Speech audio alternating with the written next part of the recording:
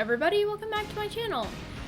Before we start the video today, I have some really cool fan art that somebody made of me, and a little song that they made too, of like a Friday Night Funkin' kind of style thing that uses my voice. Pretty cool, huh? And so if you have any fan art that you want me to showcase in a video or anything of the sort, please tweet it at me, message me it, and I will showcase it in a video. That's just really awesome, and I'm super grateful, so thank you. And the link to the artist's Twitter is in the description below if you want to check them out. They have some really cool stuff. But today I thought we'd go over 5 more cool, weird, Perfect Dark Zero tricks and hacks and cool, interesting facts that rhymed. Not intentional, but I'll take it.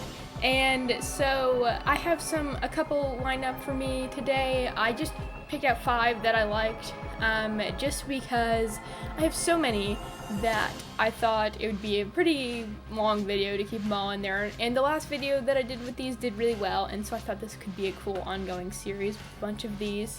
So starting off, the mission Jungle in Perfect Dark Zero. When you're supposed to be defending the dropship, there's actually a whole way you can skip that scene and still get the credit for the mission. Now, if you're on Agent, Secret Agent, and I don't think Perfect Agent. I just think Agent, Secret Agent. You can skip this by running all the way to the mid-checkpoint of the mission, and you will get a mission failed screen. But if you restart from the checkpoint, it'll restart you from where you just stopped, and you'll have gotten, you know, a credit for having defended the dropship, even though you didn't do anything. The trick is you have to run really fast to that part of the mission. Normally, I would advise keeping your weapon out and just rolling a bunch past all those guys, but once you're up past that ladder, you're pretty much home free. And if you are on any difficulty above Secret Agent, you can still use this hack. But after it says mission complete, you just continue on forth as if you hadn't failed the mission. Because something cool about Perfect Dark Zero is when you die or fail the mission, really, you can still complete the mission so long as there's no object in the way that you have to press a button on. Because all that failing the mission does is remove your ability to press the buttons, like to open doors and to climb ladders and stuff like that. But you can still do all these things. Granted, there is none of those things in the way. And Jungle's that mission, because there's no doors, there's no ladders. The only ladder that there is in the whole game is one you've already passed by time before the mission has failed. And so if you get to the end of the mission, you still get the credit for that mission, and you still get the star and everything. So that's a cool little way to skip past that. Makes your life way easier, because that part is perhaps the worst part of that mission, because in the second half, once you get to that jetpack, you can just kind of fly over everything, which is pretty great. A cool little Easter egg not many people know about is in the final mission, Arena Showdown, if you fail to Zhang Li and you wait around for a little while as the camera just kind of pans around the arena, you can see Zhang Li doing a little dance in the background. The developers added that in when they were bored and just kind of wasting some time because there was nothing else to do. And it does take a little bit for it to happen, but once you do, it's pretty cool. And it's the same animation that the nightclub dancers in the nightclub mission use. So it's that same animation, just on Zhang Li, and he's like celebrating Joanna being defeated to him, I guess. Speaking of the nightclub models, the women in nightclub all use the same model, kind of. The base model is just Joanna. If you look really close at any of the female characters that are not Joanna besides Chandra, every single one of them is just Joanna with a different hair or like with makeup on. But it's very obviously the same face. Some of them even have the same hair, just without the blonde strip.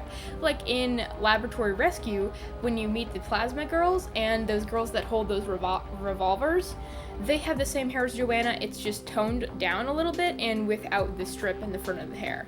So that's pretty interesting. I guess they just like didn't want to reuse Chandra or Mayhem's model because they're kind of iconic characters. I mean, so is Joanna, but I don't know, I don't really have an explanation as to why it's like that. It's just is.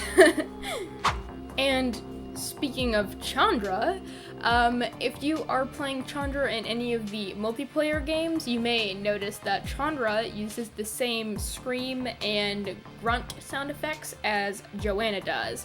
They are recorded by the same voice actor as Joanna, and they're just literally the exact same.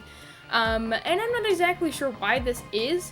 I know that Chandra's voice actor is a little bit more of like a A-list voice actor, I guess. She does a lot of she does a lot of voice acting. She was in Portal. I think she was in a Star Wars game as well. Not to say that the other voice actors didn't do a good job. Jonathan's voice actor, Chris Miles, is my favorite, but a lot of them are not really all that involved in voice acting beyond Perfect Dark Zero. Like, they did a couple other games for Rare or for the 360, then they just kind of did their own thing, like Jonathan does Broadway.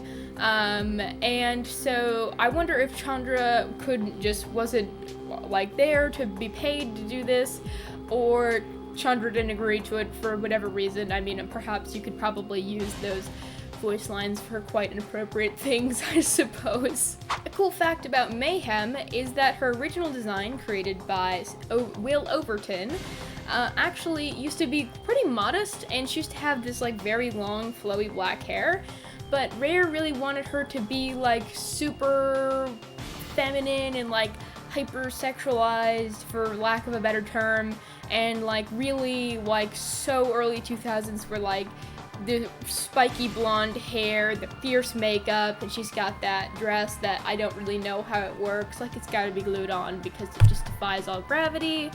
And so Will Overton actually talked about how he was pretty sad about that, but I don't know, what do you think? Is the original design of Mayhem better, or is the one that they ended up going with good? Because I like both of them for different reasons, but I honestly prefer the original one a little bit better, just because I'm kind of a fan of those sorts of designs, and it would have been kind of refreshing for Perfect Dark Zero to have like a not so stereotypical and like cartoonish character, but that is really the vibe that Perfect Dark Zero has, so can you really blame it? But that's pretty much it for today's video, guys. If you liked it, then do all those YouTuber things that everybody always talks about. And if you want to see more of this video, please let me know. They're always fun to make. They're a little bit short, but they're fun. I get energetic for them, and I get my brain working a little bit. Have to remember some things that I've probably had repressed in my memory for God knows how long.